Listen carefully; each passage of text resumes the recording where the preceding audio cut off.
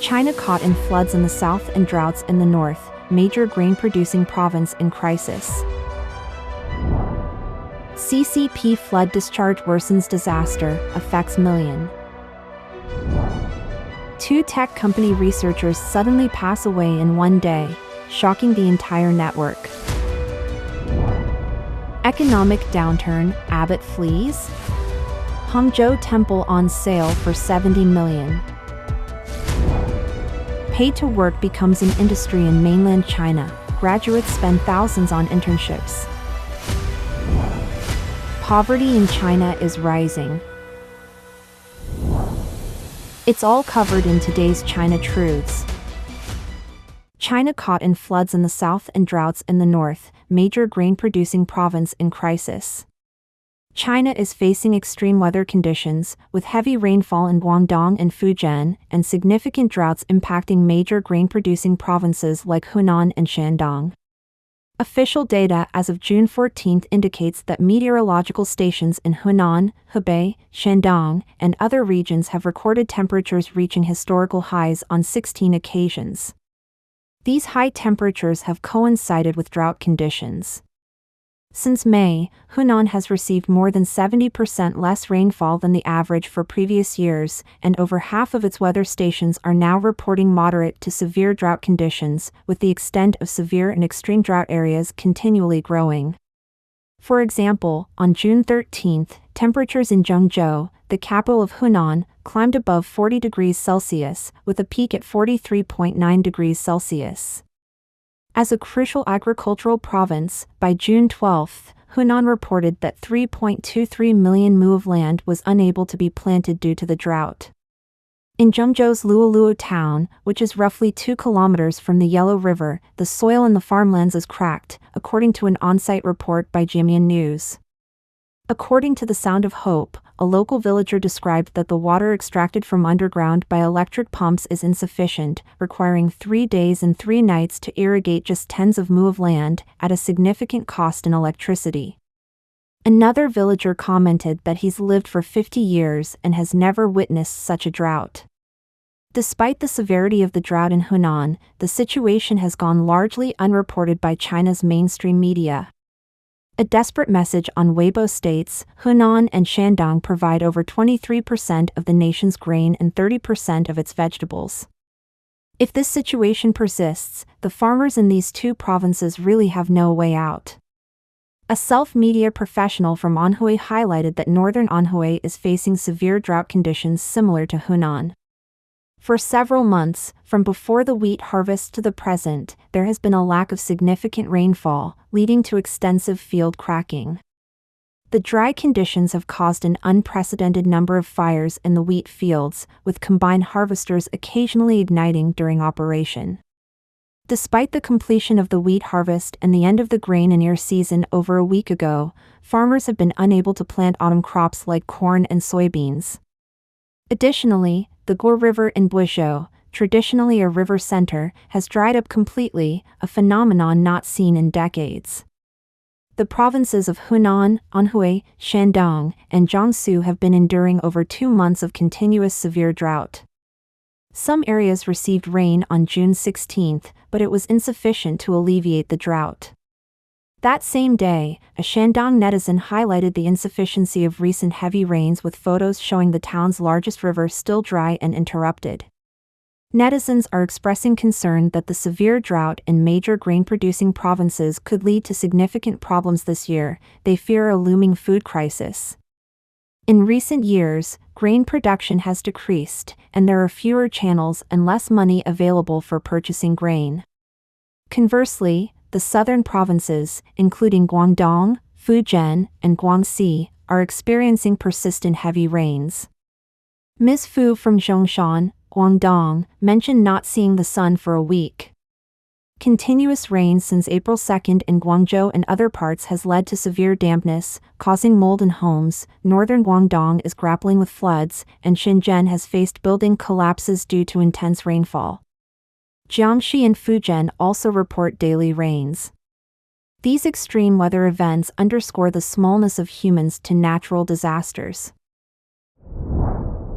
CCP flood discharge worsens disaster, affects million.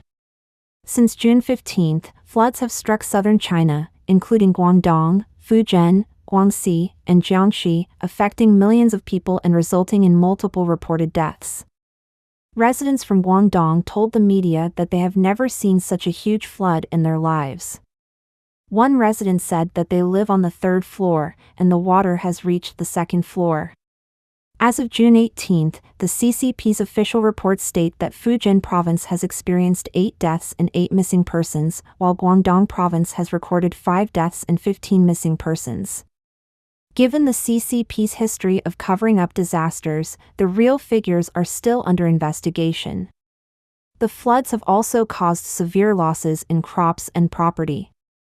In Fujian province, 523,700 people have been affected, with direct economic losses amounting to 5.654 billion yuan, approximately $779.2 million USD.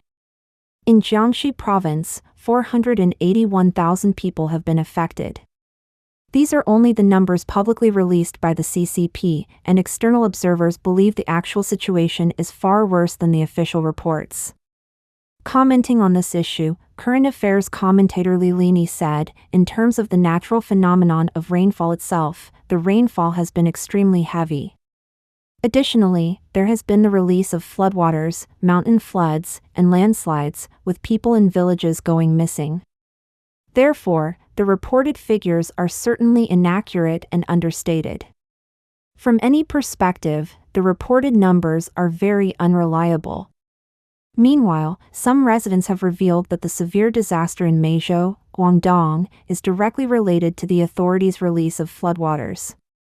Online videos show that on June 16, village officials in Jiaoling County, Hangzhou, notified villagers to evacuate in the middle of the night, but the floodwaters arrived less than half an hour later, leaving residents, especially the elderly, with no time to escape. A man in the video said, "Everyone, wake up. There's a huge flood." Commenting on this heartbreaking situation, Jie Lijian, vice chairman and CEO of the China Democratic Party, stated, "The water came so quickly that there was no time to escape. The speed of the flood was truly overwhelming. The party and government agencies do not care about the people's property, let alone their lives." Despite the severity of the disaster, there has been no sign of high-level CCP officials in the affected areas. Commentator Li Lini further noted that the CCP has always been fond of propaganda and uses its media for brainwashing. Whenever they plan to act, whether they've started or not, their media will definitely keep pace. Hence, the absence of widespread military disaster relief coverage to date, especially not in large volumes, suggests that their military has largely remained inactive. They talk one way, but their actions tell a different story. As of the morning of June 17, some towns and villages in Hangzhou City, Guangdong Province, were still out of contact. Meanwhile, the meteorological department forecasts that there will be heavy rain along the upper reaches and mainstream of the Yangtze River from June 20 to 25. 2 tech company researchers suddenly pass away in one day, shocking the entire network. China's iFlyTech Company, Limited, a technology company, and the Shenzhen Research and Development (R&D) Department of Shopee, a cross-border e-commerce company, each reported the sudden death of an R&D employee on the same day. This news sent shockwaves across Chinese social media platforms. In detail, on June 18, news broke of the sudden death of a senior test engineer at iFlyTech, attributed by his family to excessive work-related fatigue. This incident led to a large gathering of employees outside the company's headquarters in Hefei, where a photo of a woman sitting in the lobby went viral online. Reports indicated that the engineer, only 38 years old, frequently worked long hours and overnight to meet deadlines. He is survived by his elderly parents and 2 young children, one of whom is still breastfeeding. iFlyTech responded by issuing a statement on the afternoon of June 18, clarifying that the deceased had taken regular leave, including the day of the Dragon Boat Festival, and had not worked overtime the weekend before his death. The company also established a task force to assist the family with union aid funds and insurance matters and visited the family to offer condolences. On the same day, another tragic event occurred at Shopee's Shenzhen R&D department, where a developer also died suddenly at work.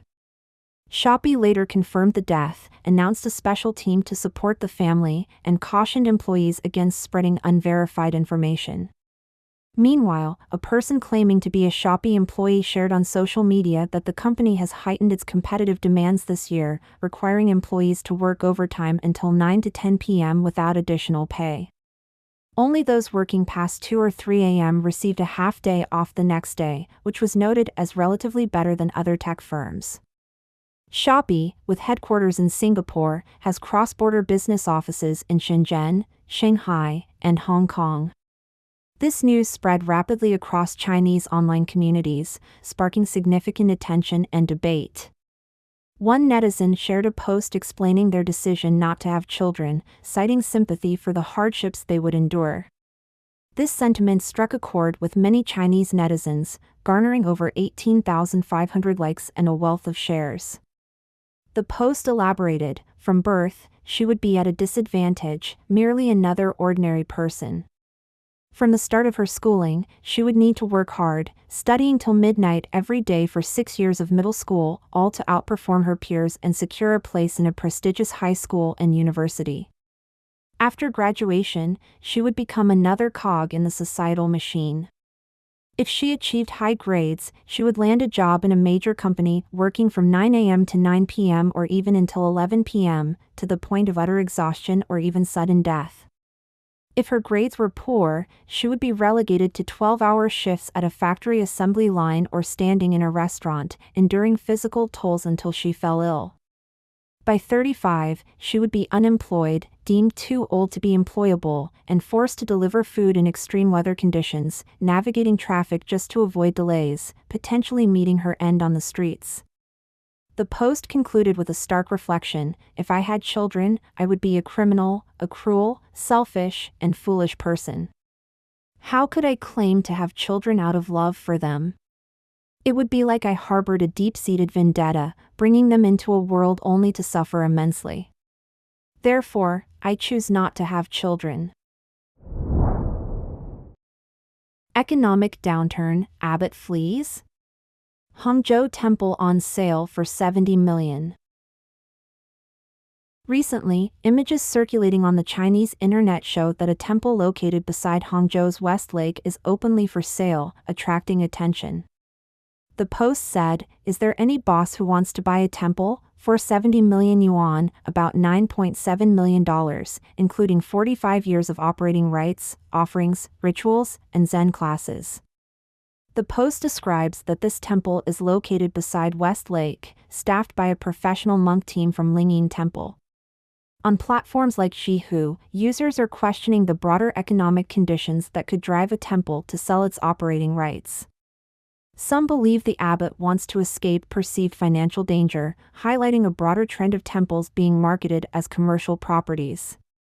Further complicating matters, it was revealed that the temple marketed as Yongfu Temple might actually be a replica, not the historical Yongfu Zen Temple, which is a significant religious site in Hangzhou. This has led to accusations of misinformation and confusion over the temple's true identity. Across China, the commercialization of temples has become a topic of interest, with instances of temples being offered for lease or sale becoming increasingly common. This phenomenon has prompted a mix of reactions, from skepticism and surprise to acceptance of the commercial realities facing modern religious sites. Some netizens argue that many temples now operate more like businesses, citing the extensive commercial activities at places like Shaolin Temple. Additionally, there are indications that local governments are monetizing these assets through leases and securities, reflecting broader financial strategies rather than traditional religious practices. This trend underscores the changing role and economic pressures faced by religious institutions in contemporary China. Pay-to-work becomes an industry in mainland China. Graduates spend thousands on internships. In the context of high unemployment and competitive job markets, recent graduates in China are experiencing significant anxiety about employment. A troubling trend has emerged among university graduates, paying for internship opportunities. Initially criticized when experts proposed the idea of pay to work, this concept has evolved into an entire industry known as paid internal referrals. Graduates are not only spending thousands of yuan to secure these internships, but many are also falling victim to scams. The process is straightforward. Recruitment agencies, exploiting the fierce competition and high unemployment rates, offer services they call paid internal referrals. They promise that, for a fee, they can help applicants land internships and potentially secure permanent positions. These services range from polishing resumes to matching candidates with internships and assisting them in becoming full-time employees. However, there's a catch. To participate, job seekers must pay a deposit or upfront fee, which varies from 8,000 yuan to 19,000 yuan, about from $1,100 to $2,600, depending on the industry and the prominence of the company involved. These agencies promote these opportunities as a way to bolster resumes and convert internships into steady jobs. But many of these hopeful graduates end up disappointed. Some business managers have pointed out that despite paying, many interns lack the necessary skills. Furthermore, the industry is riddled with deceit, as some agencies use the allure of guaranteed jobs to execute scams, leaving applicants with neither internships nor refunds. Complaints about these practices are increasing. Platforms like Black Cat Complaints are filled with grievances about false advertising, consumer fraud, and denied refunds. In one case, a consumer paid over 20,000 yuan, about $2,800, for a course promising direct entry into state-owned enterprises, only to be misled. Another agency falsely claimed that 85% of applicants could secure jobs in the entertainment industry, scamming dozens of people out of nearly 1 million yuan, approximately $140,000. According to articles from Mainland self-media earlier, the paid internal referral had already become an industrial chain by 2022. Some agencies claimed that basic fees for internships at major internet companies range from 15,000 to 25,000 yuan, about from $2,100 to $3,500. The success rate of converting from an intern to a full-time employee is about 50%. The articles raise questions about how these agencies collaborate with companies, whether it involves illegal collusion with HR departments, or if it's merely a scam under the guise of guaranteed full-time positions. Poverty in China is rising. Recently, economic analyst and PhD holder Antonio Gracefo published an article in the Epoch Times claiming that poverty in China is on the rise. According to the World Bank standards for China's current income level, over 40% of the population lives in poverty, and 80% are considered poor.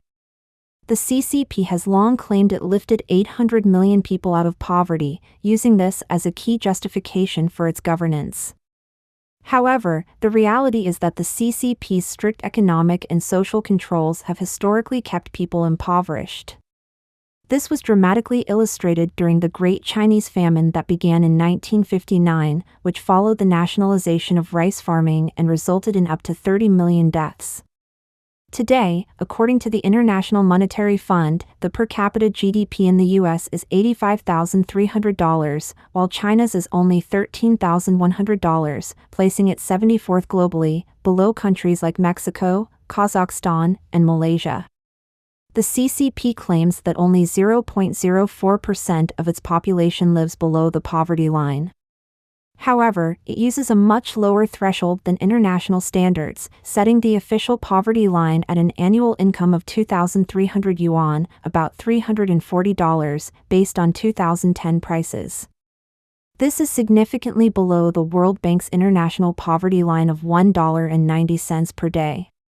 Using a more realistic income threshold of $12,000 per year, which better reflects modern living costs in China, about 40% of the population is estimated to live in or just above poverty. In 2021, 47% of people lived on $10 per day or less. Even with some improvements, around 40% remain around this threshold, particularly considering higher urban living costs. The disparity between urban and rural incomes is stark, with urban residents earning 80% more disposable income than their rural counterparts. Rural living conditions are often lacking basic amenities such as air conditioning, heating, or flush toilets. Many rural residents migrate to cities to work as laborers to improve their earnings. China has nearly 300 million migrant workers, earning between $525 and $722 per month, well below the national average. Due to the household registration system, or hukou, these workers and their families often do not have access to public services like health and education. They are generally excluded from national pension and disability schemes. Pensioners also face high poverty rates, receiving inadequate pension benefits. In 2020, the average pension in China was less than $24 per month. While urban pension systems cover retirees from state-owned enterprises and public institutions, rural and migrant workers receive much less or nothing at all. With an aging population and low birth rates, China's dependency ratio is worsening, with fewer workers supporting more pensioners. By 2030, there will be only 4 working people for each pensioner. To combat poverty among the elderly, taxes on working individuals will likely need to increase significantly, which will reduce their disposable income and lower their overall standard of living. In response to rising real poverty levels, the CCP is promoting poverty alleviation measures that involve more government intervention, potentially further distorting the economy. Funds might be diverted from infrastructure and other development initiatives to increase pension and social payments to the poor. Despite these efforts, the CCP continues to highlight its achievements in raising people above its own low-set poverty threshold, while downplaying the continued poor standards of living for many above this level, especially compared to developed countries. Don't forget to comment in the section below to share your opinions on today's topic with us. If you find the information helpful, please share this video with a friend to watch together. This will be a great source of motivation for our team to produce more and more quality and reliable videos. And also don't forget to like and subscribe to see more interesting topics from China Truths.